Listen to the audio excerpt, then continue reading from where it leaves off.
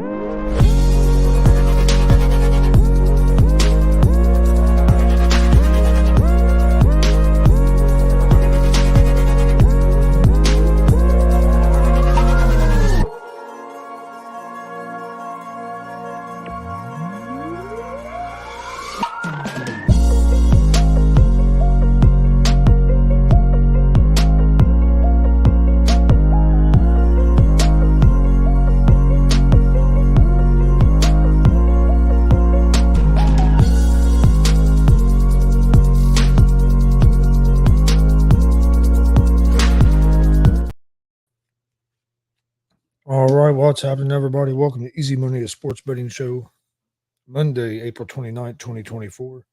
I'm Chris Gonzalez, joined by Tony Gonzalez. How's it going? Going pretty good.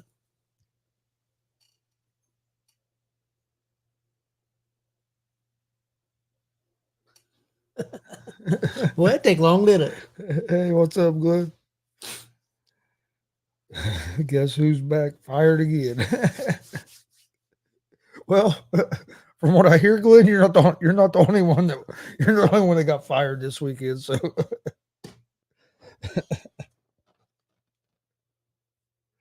At least one, maybe more. Who knows? oh man. All right, I had a long weekend. We didn't. Well, last time we did a show, I think was Wednesday. Yes. For this, I think I went 5. Yeah, I went 5-3 on my picks on Wednesday. I think it was something like that, but I don't remember. I'm gonna look real quick. I was Yeah, I went 5-3. I'm 280 and 204 right now. I went 5-3. I was 1-1 in the NBA on Wednesday, 3-0 in Major League Baseball, and 1-2 in hockey. And we didn't have shows Thursday or Friday because Thursday we had to do some traveling to go take equipment, and Friday was at the Indianapolis PopCon. We had a lot of fun, man. It was great. Wasn't quite as big as Comic-Con, but it was still they put on some great shows and still had some pretty good crowds. Oh yeah, a lot of fun. How's it going, Apocalypse Jones? Yeah, what's up, Jones? Glenn said he missed the show yesterday. I figured to have some fun with it. He went down early for the Pacers game. Big win for the Pacers last night. If they can play defense like they've been playing, they can be competitive in the playoffs. I mean, moving forward, if they get past Milwaukee, they can be competitive. What pisses me off about it is I honestly believe that the Pacers, and you know this, and I know a couple other people that do. I said before the playoffs started, I thought Pacers could beat the Bucks. I really believe that. But now, all you hear, all you heard, all you see on the internet, and all you hear on the radio, especially like last night right after the game was, Pacers are only winning because the Bucks don't have Giannis, and then they lost. You knew that was going to happen. Then and they don't have Dame, and another guy got thrown out. It's like, okay, but hey, that's the Lakers or excuse me. I hate to say it, but injuries are part of it. Being healthy at the right time of the year is part of being able to make a playoff run. That's one point. The other thing is, if you look, the Pacers had beat the Bucks, had played well against the Bucks during the regular season. I think they were 4-1. Yep. Yeah, I agree, Jones. A win's a win. Yeah, I agree with that. But the other thing is too, and I'm not saying it would maybe it make a difference, maybe it don't. Let's face it, Milwaukee screwed up for whatever reasons, they fired that coach, and they haven't been the same since. They only had 13 losses. They was like 30-13, and Well, now they're under 500. If you ask me, they screwed up last year when they fired Budenholzer, fired the coach they did have that took them to the championship. Yeah, I agree. The management there is what the problem is there, and whether players was complaining, I don't know what the deal is, but yeah, they've made some bad decisions. Sounds like they're letting Giannis run that team, is what it could be, from what I get out of what I've heard. But no, if Pacers keep rebounding and playing defense like they have the last couple games, they can make a run. Lakers, I think Lakers get beat tonight, Tanner. Hopefully. Put them out of their misery. They were able to pull off that win the other night, but I don't know if they'll be able to get another one tonight.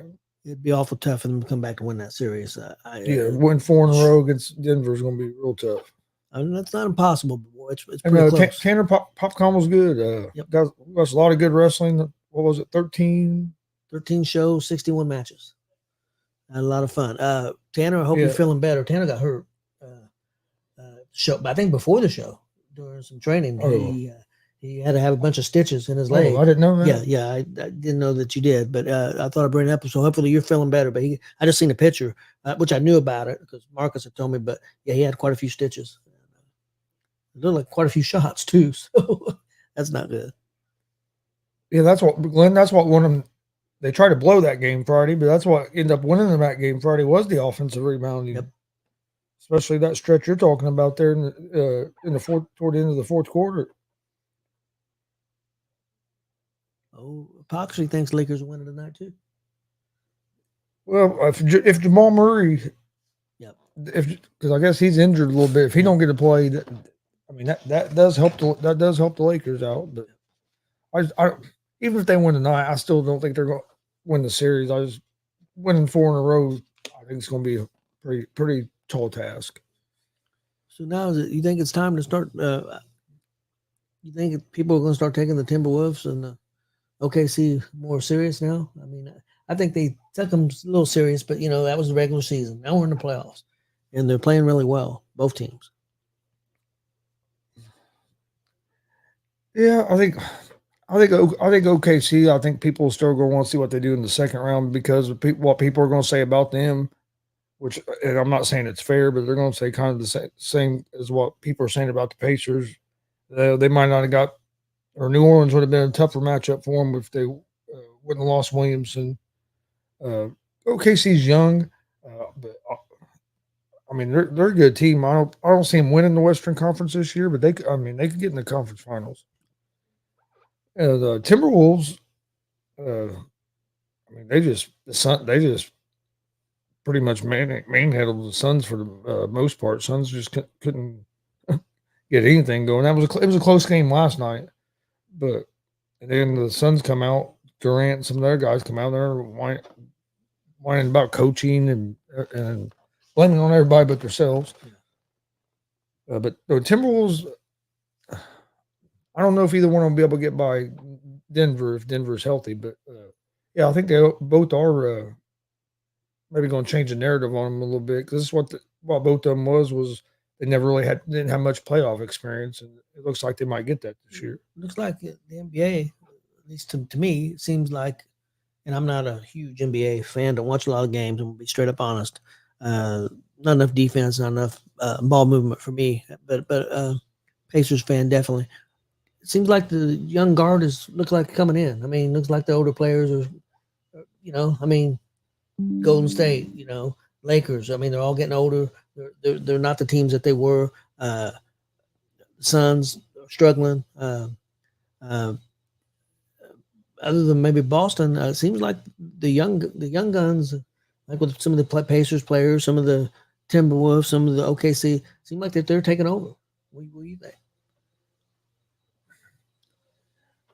Yeah, you're starting to see some of the young guys starting to get some bigger names for themselves. But I think the problem with the NBA has right now with that is your biggest stars was LeBron, Steph, them guys. But we really don't have a United States born player that has stepped up and kind of took over. If you look right now, a lot of your biggest stars are uh, foreign players like Luka, Jokic, a lot of guys, Wembanyama, a lot of guys that people consider to be like the best players in the world are mostly foreign players now. There's not. I think the NBA needs that United States born player to step up and kind of take over. And I think Anthony Edwards is starting to kind of do that. But the guy from the Knicks, Alexander's How about the guy from from the OKC. Knicks? Brunson's heading that way, maybe. Maybe. yeah, I think he's really good. But I don't know if he's going to be at the level of like a Edwards or a Gilchrist Alexander. Could Halliburton head that way? I hope so. I kind of thought the way that when you looked at the middle of the season going into the in-season tournament and everything, and that run he got on, but I think he had 24 last night. I think the only thing that holds him back a little bit to me is sometimes he's not aggressive enough. Sometimes he's too team oriented, too passive. I mean, I like the way the ball moves, but there's sometimes where it's like, dude, you got to get your shots off if you're going to be you're going to be the man on this team.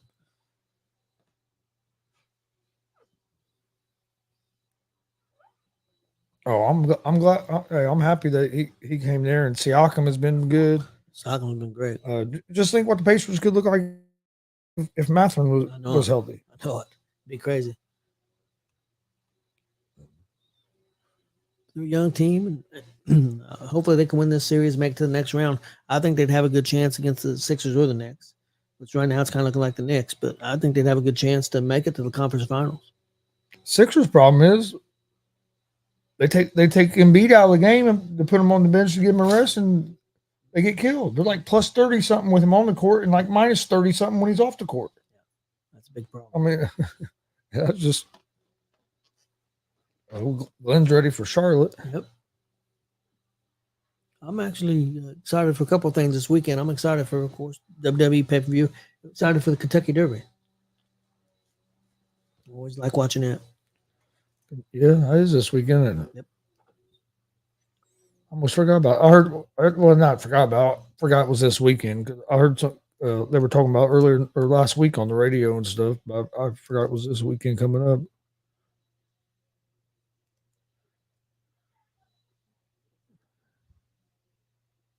Glenn says he's placing some bets. Clippers was able to battle back and get a big win last night, and Harden helped with that. But yeah, Clippers, man, if they could get Kawhi healthy, they're pretty deep. I think they could make a decent run, but they just seems like there's always injury. There's always something going on there. Yep. Seems that way. Oh, Reds was it split this week 2-2 with Texas?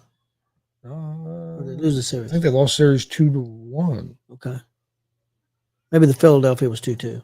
Series before. Yeah, Philadelphia was 2-2. Okay, yeah. Texas beat them. Okay. Yeah, because there was 1-1. It was tied going into yesterday. They lost a close game yesterday, 4-3, if I remember correctly. Isn't that what it was? 4-3. Yeah, I think we ended up coming back and scoring 3. It was got down 4-0 in the first inning. And we scored 3 in the 6th, and that was it. Something like that.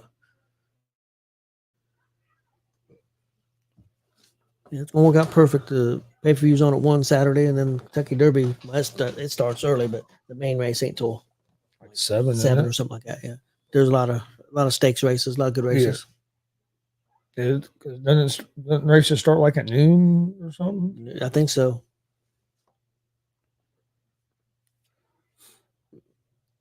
Oh, all right. Tonight, got some more NBA playoffs. Like I said, last sports betting show we done was Wednesday. I was 5-3. That put me at 299 and 282 on the year. Still over 500, but not having near as good a year so far this year as last year.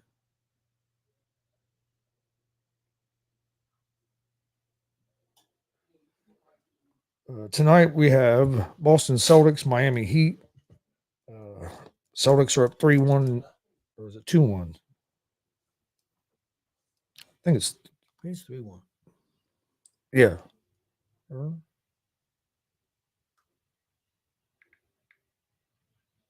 I don't know. I can't remember if it's 2-1, 3. I think it's 3-1. Celtics are 10.5-point favorites. It's 2-1. So I was right. It was only two. It's It's 2-1. Yep.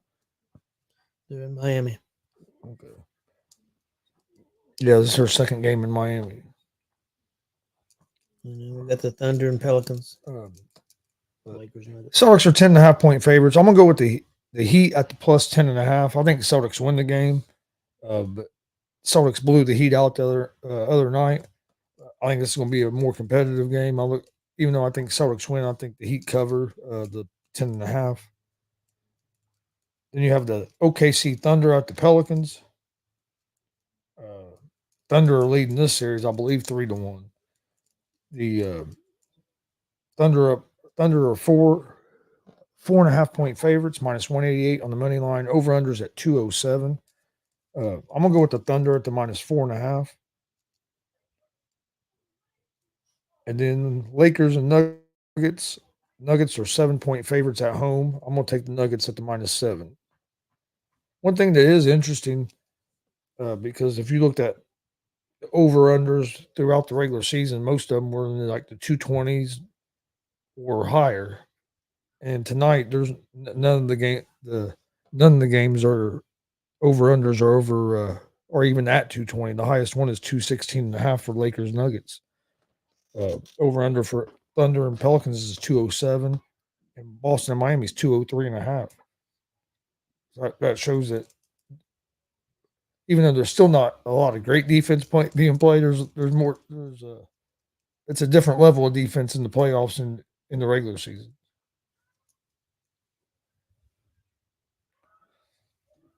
All right, you probably didn't do no NBA. Did you? I didn't do no NBA. I almost did, and I seen the point spreads. I didn't like the spreads.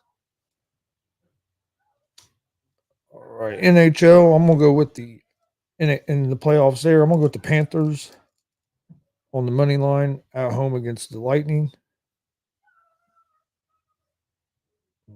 Panthers are up in that series. Yep. I think it's either 2-1 or 3-1. And then I'm gonna take the Golden Knights at home on the money line against the Stars. And I think Golden Knights are up 2-1 in that series. Knights are up 2-1, and Florida's up 3-1. Yeah, I'm going with the Panthers also money line and at home, and I'm also going with Vegas money line at home. They lost the last game at home in overtime. They need to win this one, take control of the series. Dallas is a dangerous team. I mean, Dallas was favored coming in, so my Knights need to get going. Yeah, Dallas was only favored coming in because the Golden Knights sandbagged during the regular season. Hey, if you ain't cheating, you ain't competing. I got a good friend that says it. And then Major League Baseball tonight. A lot of games in baseball today. I ended up going with 4 games. I'm going to take the Yankees on the money line on the road at the Baltimore Orioles. I like the pitching matchup for the Yankees in that game. I'm going to take the Washington Nationals at the plus 1.5 on the road at the Marlins. I think the pitching matchup favors the Nationals in that game. And the Marlins have struggled at home. They've only won 2 games at home so far this season. Then I'm going to take the Minnesota Twins on the money line on the road at the Chicago White Sox. The White Sox have just kind of been the whooping board of Major League Baseball. I think they just won a series, though. Oh, did they finally win a series? I think they swept somebody. Shit. They're on a hot streak. You better watch it. So I'm taking Twins money line there. And then tonight, we have a late game. I'm going to take the Cincinnati Reds money line on the road at the San Diego Padres. Padres have been Padres and Reds have had similar seasons. Reds have won a couple more games than the Padres. But I like the pitching matchup with the Reds having Lodolo on the mound tonight versus Waldron of the Padres. That game don't start till almost 10 o'clock tonight, but I'll watch it after the Raw.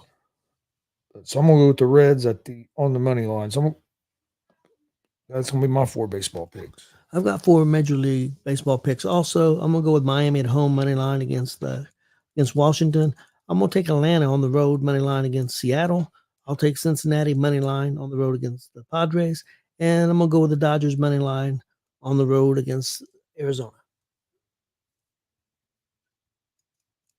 All right. Your mom will be watching the Dodgers on one TV late, and I'll be watching the Reds on the other TV late. I'll probably be watching the Reds unless I'm playing baseball with I think Austin. you watch the Lakers.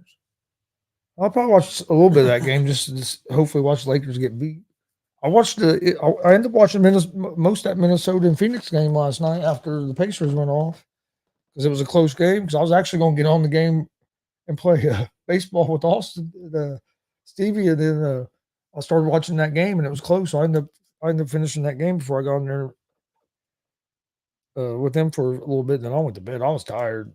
I ain't gonna lie, I was tired after that weekend. I woke up days sore. We'll put you on the spot. Speaking of this weekend, what was your biggest takeaway from this weekend with PopCon? I've got two. My biggest takeaway? Yeah, it could be a wrestler. It could be a match. It could be whatever you want to be. Actually, I got three things. I could probably put up about 20 things. One is I'm going to say this, and no, hopefully people don't take this the wrong way, because no disrespect to anybody. But one thing which I think I already knew, I already knew, but I think it was even brought out more again, especially after what happened, what we done with them last month, and then to this month. I think it just put more in my head that WCWO is probably the best and one of the strongest promotions in Indiana. Yeah. And just the things they do. I don't know if there's any, and like I said, I'm not taking a shot at anybody, but just when you watch the way they work as a family and the things they're able to accomplish.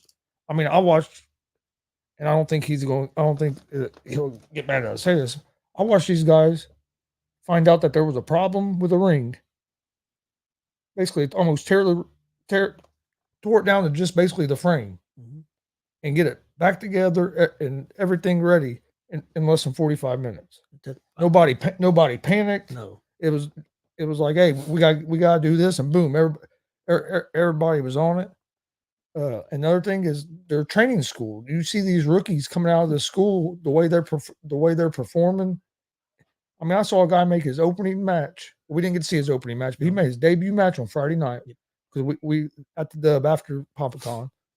So we didn't get to see it, which I have saw it because I watched it on video.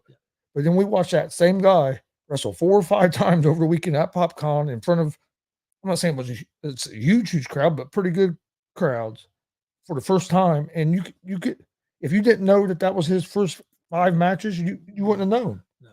Well, they announced it to the crowd about some of the rookies and how much time they had in, and the crowd couldn't believe it, and with some of the guys. And the other thing is,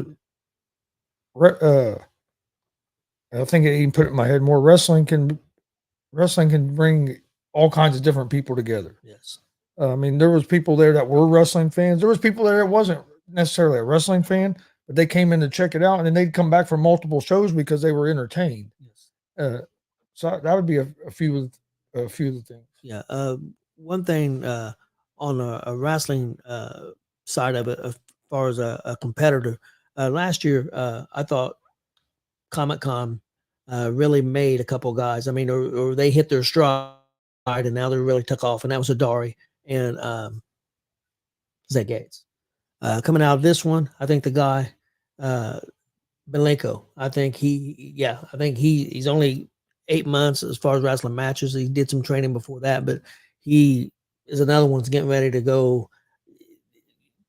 People wouldn't believe that he's only been wrestling 8 months matches. He looks like he's been wrestling 6-7 years. That's how good he is. And that was one takeaway. Another thing with the fans thing, watching, I get a kick out of it. And you know this, I've worked with kids for many years, and seeing some of the kids come in, and even some of the adults come in and see their eyes about pop out of their head of some of the stuff that they're seeing. They can't believe it, because it's different watching it live and watching it on TV. Whether it's, WWE or you're watching an independent show, it's different. It's different, and it hits different. And that's why more people need to check out independent wrestling, man. It's fantastic. Them are two of the big things. And like you said about the family thing, WCWO is definitely a huge family. And we go to a lot of promotions, and all the promotions are good. I'm not taking anything away from anybody, but WCWO definitely hits different. And I think it's because of the school and the training and everything that, they're together so much. and also the respect Well, that they have yeah. for Joey is and the love that they have for Joey is also a big Well, they run, big factor. and I think some of that is because they run it since they run every Friday night. Yes. They're always together. So you know what I mean. They're always together. So I think that's one reason why it seems like such a close family because they got shows at the Dub every Friday night, and then all the road shows they've been doing. I mean, they're always have something going on. And then Joey has a team sometimes taking rings to other places and setting up rings and for other shows. So I mean, it's definitely a huge family. Yeah, definitely support all independent wrestling, all wrestling. For like Hypocrisy says, there's support wrestling, but because there's great shows. Heck, there was like 10 or 11, 12 shows this weekend, maybe more. So a lot of great wrestling out there. So definitely support it. We definitely support it. We want all shows and all companies and all wrestlers to do well. We had a blast. I know that. We'll talk a lot. We'll talk more about that tonight on GWR at 6:30. So join us tonight for that. But did you have anything else for today? I think I'm good to go. I'm ready to eat. But we appreciate everybody watching. Like I said, join us tonight 6:30 p.m. Eastern for GWR. Marcus Fine will be joining us like always, and then also tomorrow evening we'll have pro wrestler superstar TJ Powers. Oh man. Been in the business for almost 40 years. Has wrestled with WCW and WWF back in the day. A lot of knowledge there and a lot of stories and stuff. He's going to join us. I'm sure it'll be a great. Sure, it's going to be a great conversation with him tomorrow night. Wrestle with Dick the Bruiser too. Yeah. Yep. Yeah, he's the last Dick the Bruiser guy that's still wrestling. Yep. I found that out this weekend. Yeah, I knew that because Marcus had told me. Well, I knew he was a Dick the Bruiser guy, but I didn't realize he was the last one. Yep, last one left. But I found that out. I heard some. I'll tell you what. I talked to TJ quite a bit this week. I got to hear some interesting stories and stuff. So I'm looking forward to it tomorrow. Well, I'm just taking a guess. This is probably going to be part 1 because he's got so many stories.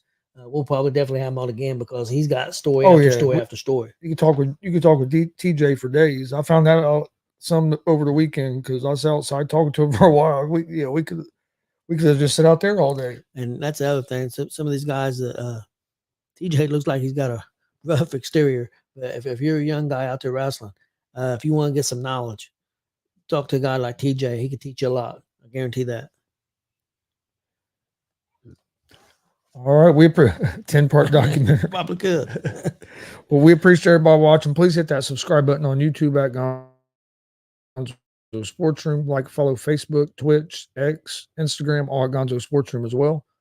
And we'll see you guys tonight at 6:30 for GWR.